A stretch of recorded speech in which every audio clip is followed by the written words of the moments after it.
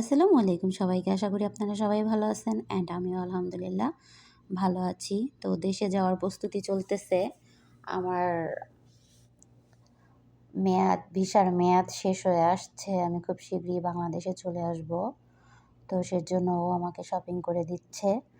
তো কী শপিং করে দিল, আসলে প্রতিদিন একসাথে তো আর সব কিছু কেনা যায় না, তাই একটু একটু করে কেনাকাটা করছি। তো এখানে ২ জোড়া কেস কিনে দিল মেয়ের স্কুলের জন্য। আমি এক জোড়াই নিতে চাইছিলাম, কিন্তু ও বলতেছে না আরেক জোড়া নিয়ে নাও। যাক, আর স্লিপার জোড়া আমাকে কিনে দিল। আর এখানে হচ্ছে গেঞ্জির টপ সেট আর কি, এই।